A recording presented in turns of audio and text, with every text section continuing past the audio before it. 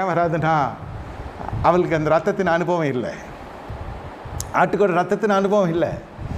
இவங்களுக்கு மட்டும் எப்படி அந்த அனுபவம்? அது ஐயா, அது நியாய நிஷ்டையோடு பரிசுத்தத்தோடு பயபக்தியோடு புசிக்கிறது அந்த திருவிருந்து. என்கிட்ட தான் எடுத்துக்கொள்ளணும்னு நான் சொல்ல, எங்கே நீங்கள் எடுத்தாலும் அதற்கேற்ற உத்தமம் இருக்கிறதா? தன்னைத்தானே சோதித்து பார்க்கிறீர்களா? திருவிருந்து எடுத்து வர நேரத்தில் சோதிக்கக்கூடாது. ஒரு அலுவலுக்கு போகிறீங்க, என்ன மாதிரி நீங்கள் மேக்கப் பண்ணுறீங்க, என்ன மாதிரி நீங்கள் அயன் பண்ணுறீங்க, என்ன மாதிரி நீங்கள் உடைய வஸ்திரத்தை வாங்குகிறோம், உடுத்துக்கிறோம், போட்டு பார்த்துட்டு ஒரு செல்ஃபி எடுத்து பார்க்குறோம்.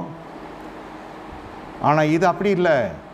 ஆயத்தம் ஒரு நாள் முன்னே உபவாசம் இருந்து நீங்கள் பாருங்கள், அந்த பயபக்தி நிறைந்த வாழ்க்கையில் உன் சரீரம் எல்லா இக்கட்டுகளுக்கும் எல்லா தீங்கும் கத்த விலக்கி பாதுகாப்பார். இந்த பயபக்தி, இந்த மாதிரி யாரும் பயபக்தியாக தேவனை தொழுது கொள்ள முடியாது. நான் பெருமைக்கோ சொல்லவில்லை, மெச்சிக்கொள்வது சொல்லவில்லை. இப்படிப்பட்ட பயபக்தியோடு தொழுது கொள்ளுகிற பொழுது தான் இந்த வசனம் உங்கள் வாழ்க்கையிலே பிரகாசிக்கும்.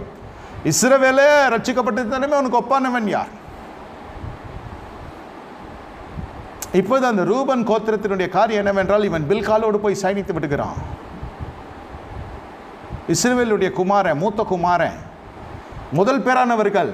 நடுவில் என்ன நடக்கிறது? ஏதேர் அந்த கோபுரத்தில் போய் கூடாரம் போட்டதும் என்னமோ பில்லாலோடு போய் சயனித்து விடுகிறான், உடலுறவு முடிந்து விடுகிறது. அது இஸ்ரவேல் கேள்விப்படுகிறான்.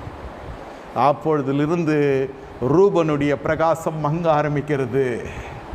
ஜாதிகளோடு கலவாது இருக்கும்படி நீ அழைக்கப்பட்டவன், நீ அழைக்கப்பட்டவன்.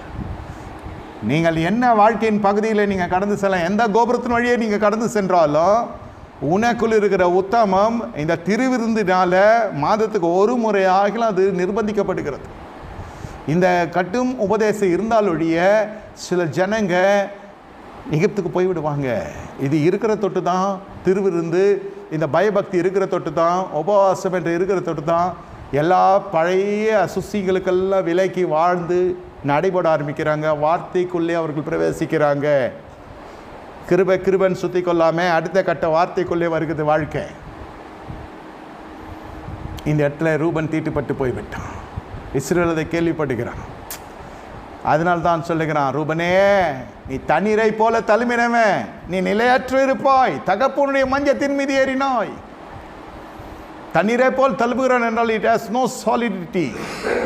தழும்புகிறது, உறுதி இல்லை. வாழ்க்கை இல்லை, கையின் பிரசத்தில் உறுதி இல்லை, நித்தியகண்ணம் பூர்ணாயிச்சா இருக்கிறது, கல்வியில் உறுதி இல்லை. யார் மீது கை வைக்கிறாய் நீ?